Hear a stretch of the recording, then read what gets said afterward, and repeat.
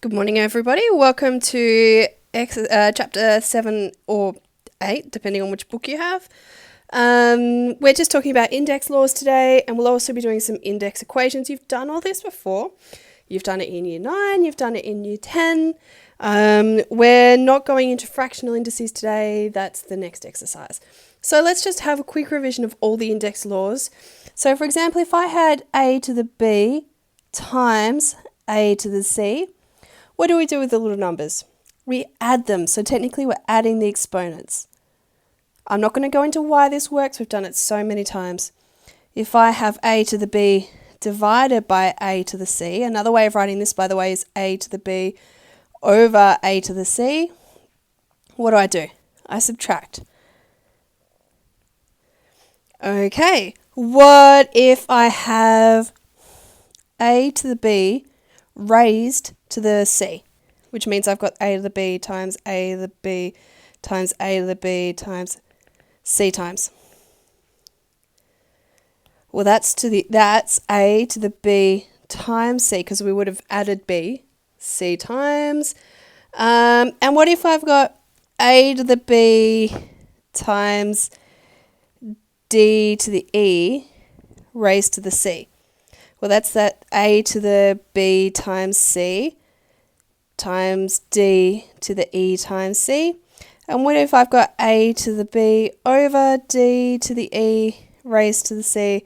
Yes, I wish I had more room. So what if I had a to the b over d to the e to the c? Same deal. A to the b times c over d to the e times c. So it's still a fraction, you're just raising everything to it. That's all I can think of at the moment. If I just go through, negative ones. Okay. We'll go through more examples of those later.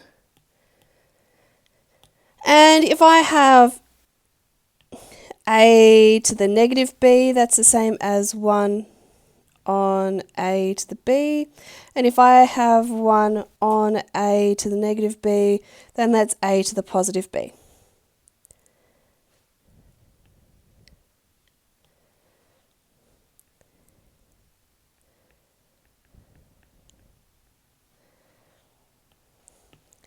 And that's a pretty exhaustive list. That's all I can think of. You should know these by now. It should just be a matter of retrieving it from the vault. So for example, with example 1, we're going to start off by adding these. So that's obviously x to the 3 plus 7. You don't need to write that step. You can go straight x to the 10. These ones, well, the base is 3. I know it's not a letter. That's fine. So it's 3. We've got x plus 5x. So that's 3 to the 6x. This one we're going to subtract. That's w to the 12 minus 3. So that's w to the 9. This one we're going to subtract, so we've got 10 to the a plus b minus b, which just gives us 10 to the a. This one we multiply, So we've got y to the 6 times 9, which becomes y to the 54. Finally, we've got 2 to the, we multiply, so 3x times 2y equals 2 to the 6xy. Fairly basic, you know these. Let's have a look at some more complicated brackets ones. So this is 10 to the 1, a to the 1, yeah? So this is 10 to the 1 times 3, a to the 1 times 3. So that's the same as 10 to the 3, a to the 3. You have to raise both things in the brackets to the outside. Here, we've got the same deal. So this is 3 to the 1 times 3, x to the 2 times 3, y to the 1 times 3. You have to raise everything inside to the what's outside. So that's 3 cubed, x to the 6, y to the 3. Here, we've got to raise everything on the inside to what's on the outside. So that's x to the 1 times 4 over 3 to the 1 times 4, which just gives us x to the 4 on 3 to the 4. And here we've got a to the 3 times 2 over 3 to the 1 times 2 b to the 1 times 2. Obviously, you don't have to write that step. You can just go straight into a to the 6 over 3 squared b squared. It's fairly simple. You know how to do this. You've been doing this for a long time. All right, now let's deal with some... Oh, where did that go? Let's deal with some negative indices. So remember, if it's on the bottom and you want it with negative indices instead of fractions, that's the same as 1 times 2 to the negative 20, because we're taking it up to the top of the fraction. But we don't write that. So that's just 2 to the negative 20. This one, this is 1 times x to negative 3. We don't write it, because it's technically we've taken this to the top of the fraction by making the power a negative, which means it's just x to the negative 3. We never write over 1. I mean, you can if it helps you, but... Okay, now this is the same as 5 times a to the negative 7, and yeah, if we still had a fraction, it'd be over 1. So that's just 5a to the negative 7, because it's only a that's moved. Okay, so this is w squared times v to the negative 4, because the v has moved up from the bottom of the fraction. So we've got w squared v to the negative 4.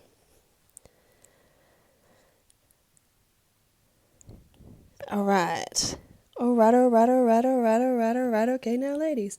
Okay, now these are negative fractions, negative indices, so, and it's asking us to use fractions instead, and then simplify if we can. So this is 12 to the minus 1, so that's the same as the 12 to the minus 1 wants to go to the bottom to be happy, so that's 12 to the positive 1, which means it's 1 on 12. This one's 7 to the minus 2, so that's the same as 1 on 7 to the positive 2. It's gone to the bottom, it's happy, which means it's 1 on 49. This one, ooh, I love it when they do it to brackets. I'm going to teach you the long way and then the short way. So we've got 2 to the negative 1 over 3 to the negative 1,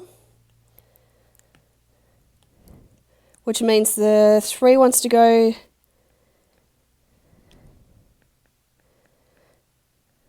to the top to be happy, and the 2 wants to go to the bottom to be happy, so it's 3 on 2. My quick step is every time I've got a fraction to a negative indice, I will just flip the fraction and make it to the positive indice instead. So I'm going to use that method here. We flip the fraction, and that's now to the positive indice instead. So that's the same as 3 to the 4 on 2 to the 4, which makes it 81 over 16. Any more? No. Okay, we know how to do those. We've just now got some more complicated kinds of questions. Extend, simplify and give fraction form without negative indices. Okay, so this is the same as x to the 4 plus negative 10, isn't it? Which means it's x to the negative 6, which means it's 1 on x to the 6. Now, I'm going to rewrite this as a fraction. I've got 12 a squared b to the 4 over 6a cubed b to the 4. Let's cancel out what we can. Well, they've very kindly given us b to the 4 and b to the 4. 12 and 6 we know is 2 over 1. A squared, a cubed, we subtract the smaller. So 2 smaller than 3, we do 3 minus 2, which is 1.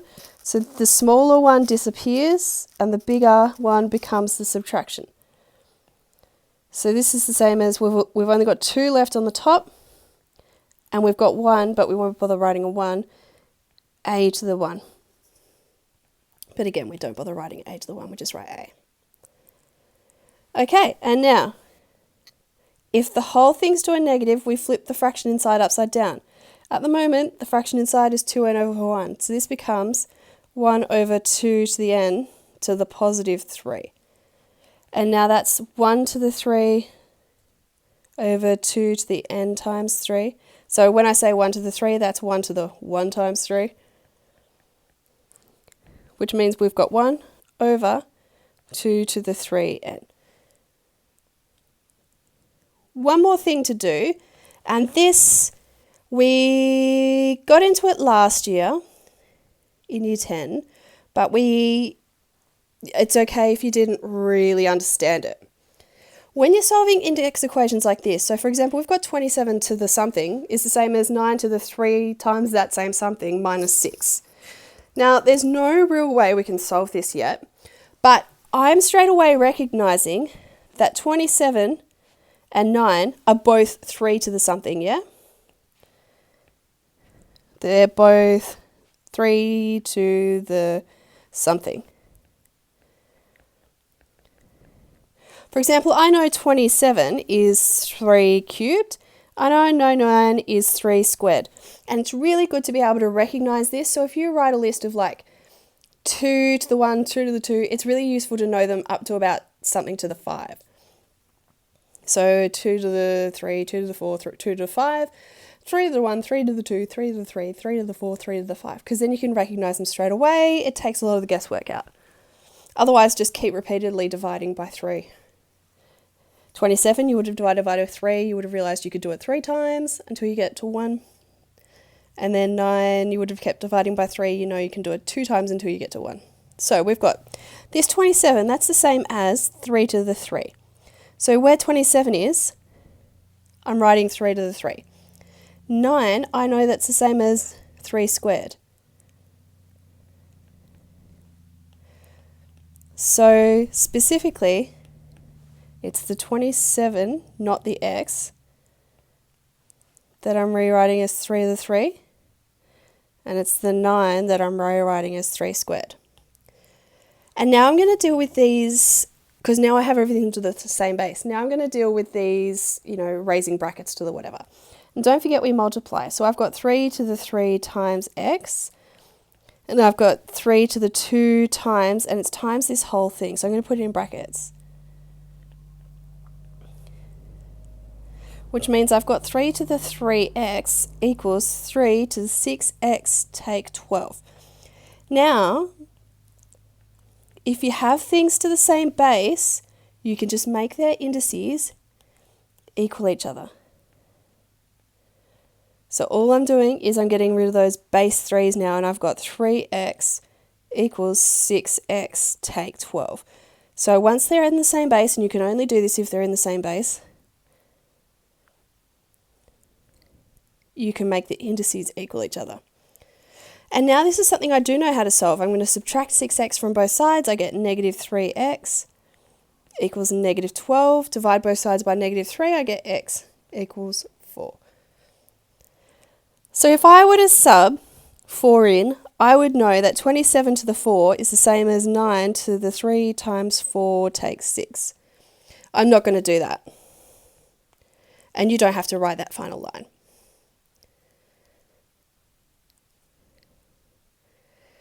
Now, let's have a look. I'm recognizing that 16 is the same as 4 squared, isn't it? So I'm going to use this. I'm going to say that these are both 4 to the something.